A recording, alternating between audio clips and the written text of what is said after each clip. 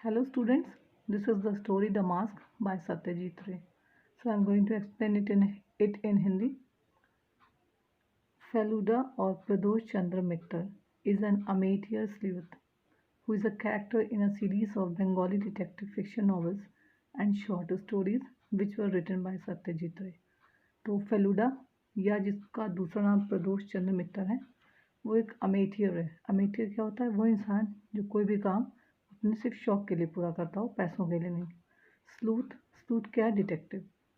तो प्रदोष चंद्र मित्तल, जिनको शॉर्ट में इन्होंने नाम या निक नेम आप कह सकते हैं फेलुडा रखा गया है, वो एक शौकिया डिटेक्टिव है। अपने शौक के तौर पे डिटेक्टिवनेस करते हैं।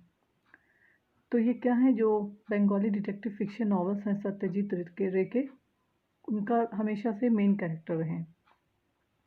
He makes his first appearance in this story. अब इस स्टोरी में इनका पहला अपीयरेंस है। उसके बाद तो एक और स्टोरीज में भी कंटिन्यू हो गए हैं, बट इस स्टोरी में इनका ये फर्स्ट अपीयरेंस है। Topshe is Feluda's cousin and the narrator of the story. अब दूसरा कैरेक्टर जो है वो टॉप्शी है, जो फेलुडा के कज़न भी है और इस स्टोरी को उन्होंने नरेट भी किया है। He accompanies Feluda on all his adventures.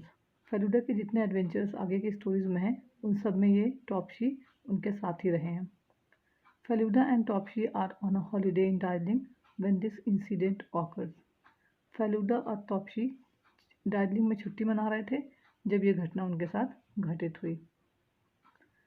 Paragraph number 1। I had accidentally overheard a disturbing conversation between Rajan Babu and a friend of his when I was sitting in the mall and had reported to Feluda that there seemed to be something to investigate. I had accidentally overheard. Overheard मतलब चुपके से सुन लेना, और accidentally means अचानक।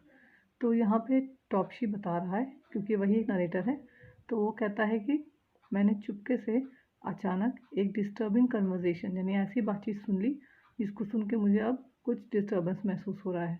और ये conversation किसके बीच में था? राजन बाबू और उनके एक दोस्त के बीच में था, जब मैं मॉल में बैठा था। और फिर फ़ौरन ही मैंने फेलुडा को, जो मेरा कंपेनियन था, उससे बताया और मैंने कहा कि लगता है हमें कुछ इन्वेस्टिगेशन करनी चाहिए, क्योंकि एक अजीब सी शक वाली बातें उनके बीच में हो रही थी। Rajan Babu and amiable old man, amiable means friendly nature वाले या अच्छे नेचर वाले, was living a peaceful retired life in Darjeeling. अब राजन बाबू जो बहुत ही एक अच्छे नेचर के इंसान थे, वो एक शांत जिंदगी गुजार रहे थे दार्जिलिंग में।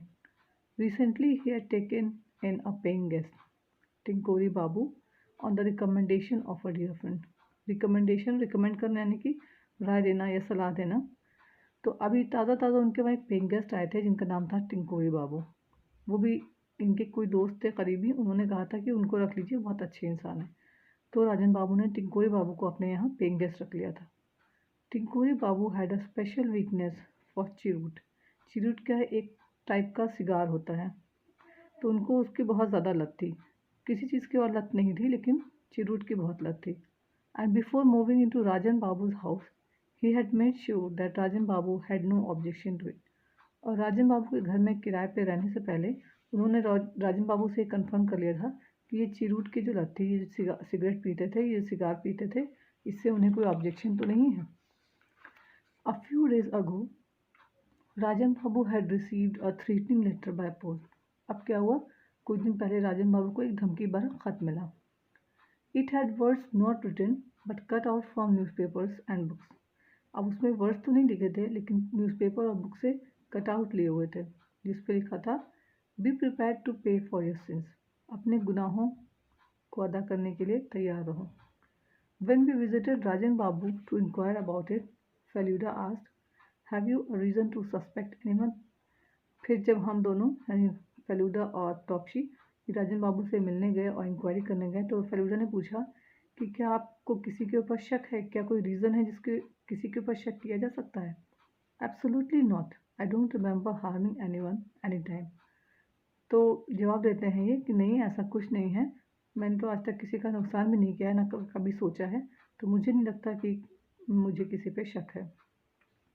Does anyone visit you regularly? अच्छा ये बताइए, क्या कोई ऐसा है जो रोज़ आपसे मिलने आता है? Well, I don't get too many visitors. Doctor Phoni Mitra comes occasionally only when I am ill. हाँ, मुझसे मिलने वैसे कोई ज़्यादा नहीं आता है, लेकिन डॉक्टर फ़ोनी मित्रा जो हैं अक्सर आते हैं, लेकिन तब आते हैं जब मैं बीमार होता हूँ। After some investigation Feluda said to me. अब कुछ इन्वेस्टिगेशन करने के बाद फेलुडा ने मुझसे कहा, doctor Phoni Mitra could be the one who send the letter. Feluda ने कहा कि डॉक्टर फ़ोनी मित्रा हो सकते हैं जिसने ये धमकी भरा खत भेजा है। He seems to be in need of money as he doesn't have a good practice. और ऐसा हो भी सकता है क्योंकि आजकल उन्हें पैसों की बहुत ज़रूरत है। उनकी डॉक्टरी का जो पेशा है वो ठीक से चल भी नहीं रहा है, पेशेंट्स आजकल बहुत कम आ रहे हैं। A letter like this would make Rajan Babu afraid and make him इल।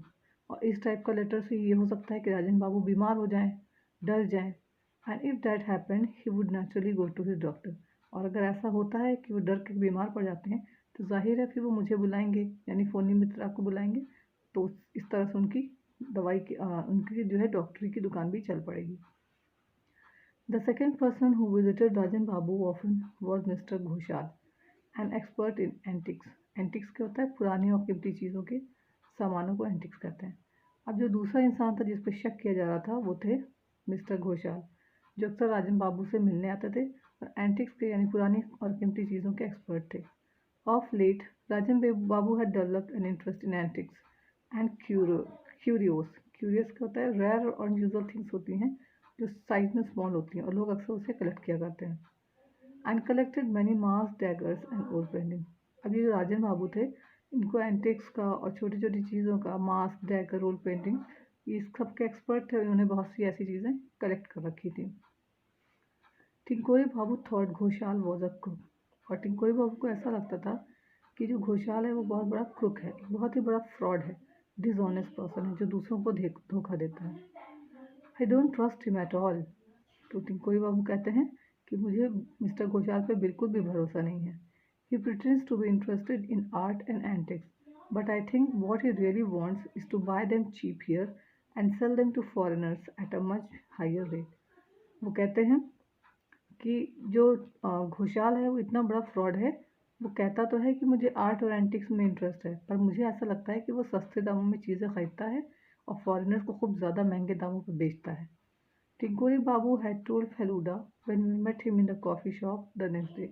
ये बातें टिंकोरी बाबू ने फेलुडा से बताई थी जब दूसरे दिन वो कॉफ़ी शॉप पे मिले थे। Then he might have a motive in sending letter to Rajan Babu said Feluda. Feluda ने कहा तो हो सकता हो भाई मिस्टर घोषाल के पास कोई मोटिव हो, कोई मकसद हो इस टाइप का लेटर राजन बाबू को भेजने के लिए, ताकि वो डर जाएं। I learned during my visit that to the curious shop today that the shop is going to get some fresh supplies this evening. तो फरीदा ने कहा कि मुझे पता चला है कि उसकी जो दुकान है उसको कुछ ज़्यादा ही सामान एंटिक्स और क्यूरियोस मिलने वाले हैं आज शाम तक। तो हो सकता है ये भी रीज़न हो कि वो उनको डरा धमका कर इस तरह से, ताकि वो अपने घर में दबे छुपे रहें और वही सामान आसानी से खरीद ले। आई सी एक्सप्लेन टिंकोरी बाबू। टिंकोरी बाबू ने कहा हाँ हाँ हो सकता है। A letter like that would naturally frighten Rajan Babu into staying at home for a few days, and Ghoshal would get to buy all the new pieces. अब इस टाइप का लेटर जो है हो सकता है राजन बाबू को डरा दे, वो अंदर से डर जाए और कुछ दिन तक घर में अपने रहें, छुपे रहें या घर में आराम करें, और घोषाल इस मौके का फ़ायदा उठा ले और नई नई चीज़ें खरीद ले। एग्जैक्टली तो मैंने कहा हाँ हाँ सही, ये भी हो सकता है reason. Our next suspect was Rajan Babu son Prabir Majumdar. अब हमारा दूसरा शक जो है वो राजन बाबू के बेटे प्रबीर मजूमदार के ऊपर गया। हु वॉज अवे, जो यहाँ नहीं था वो बाहर था। Rajan Babu it seems had asked Prabir to leave the house when he was caught stealing money from his father's cupboard. Rajan Babu ऐसा लगता था कि प्रबीर जो है एक दिन अपने फादर के कबर्ड से कुछ पैसे चुरा रहा था। राजन बाबू ने उसे देखा, उसको पकड़ लिया। Father and son had not been in contact और उन्होंने उसे अपने घर से निकाल दिया। उस दिन के बाद से दोनों का कोई भी कांटेक्ट नहीं था, ना उनको पता था वो कहाँ है और ना वो कभी वापस उनसे मिलने आया। Feluda's investigation had revealed that Prabir had recently arrived in Darjeeling. अब फेलुडा ने बहुत इन्वेस्टिगेशन की, तब पता चला कि प्रबीर जो है अभी रिसेंटली ही दार्जिलिंग आया हुआ है। दिस न्यूज़ शॉक टिंकोरी बाबू। ये न्यूज़ सुन के टिंकोरी बाबू को बहुत शौक लगा, बहुत हैरत हुई कि अरे प्रबीर दार्जिलिंग में है। Rajan Babu doesn't know that his son is in town, said Tinkori Babu, and I don't think he should be told. After all, he's already had one shock, and टिंकोरी बाबू ने कहा कि देखो राजन बाबू को बिल्कुल नहीं पता है कि उनका बेटा इस शहर में इस वक्त है, इस टाउन में है, और मुझे नहीं लगता कि उनसे बताना चाहिए, क्योंकि उनको पहले ही एक शॉक मिला है। अब ये दूसरा शॉक तो उनको और भी परेशान करेगा। इसलिए मुझे नहीं लगता कि उन्हें ये बात बतानी चाहिए कि उनका बेटा प्रवीर इस वक्त दार्जिलिंग में है। So Prabir has a motive to threaten his father, interrupted Feluda. तो बीच में फेलुडा ने कहा कि अच्छा, इसका मतलब प्रवीर का एक मकसद हो सकता है, वो अपने बाप को डराना चाहता हो। Now the case had reached the stage where it had 3 suspects, but no culprit yet. अब केस, ये जो हमने इन्वेस्टिगेशन किया था, वो इस लेवल पे पहुंच गई थी, इस स्टेज पे, कि हमें यहाँ 3 सस्पेक्ट मिले, यानी 3 लोगों पे शक हुआ, लेकिन अभी तक कोई भी कल्प्रिट यानी अपराधी नहीं मिला कि किसने ये अपराध किया हो। Then something very frightening happened. फिर अचानक कुछ नया और अजीब सा हुआ। One morning, we received a message that Rajan Babu wanted to see us urgently and we rushed to his house. एक सुबह अचानक हमें मैसेज मिला कि राजन बाबू बहुत जल्दी और बहुत अर्जेंटली हमसे मिलना चाहते हैं, तो हम उनके घर की ओर दौड़े। We found him lying down, looking pale and haggard. Haggard means बिल्कुल थका हुआ और परेशान इंसान। तो हमने देखा कि वो बिल्कुल कमज़ोर से और बिल्कुल थके और परेशान से अपने बेड पे लेटे हुए थे। Doctor Mitra was by his side, और उनके पास डॉक्टर मित्रा भी खड़े थे। Examining him and Tinkori Babu was fanning him. Doctor Mitra उनको एग्जामिन कर रहे थे, उनका चेकअप कर रहे थे, और टिंकोरी बाबू ने पंखा झल रहे थे। राजन बाबू स्पोक विद सम डिफिकल्टी। फिर बड़ी मुश्किल से राजन बाबू के मुंह से आवाज़ निकली। उन्होंने कहा, last night after midnight I woke up suddenly and there it was face, mask face. Yes, I saw a masked face. It bent over me. It was horrible. Rajan Babu continued. I can't tell you how I spent the night.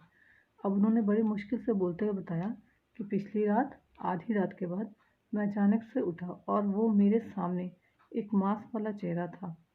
वो मेरे ऊपर झुका। मैं बहुत डर गया था, और मैं बिल्कुल बता नहीं सकता हूँ कि मैंने वो रात कितनी मुश्किल से और किस तरह से गुजारी। Take it easy, said the doctor, you need complete rest. Doctor ने कहा, ठीक है, कोई बात नहीं, आप आराम से रहिए, आपको रेस्ट की ज़रूरत है।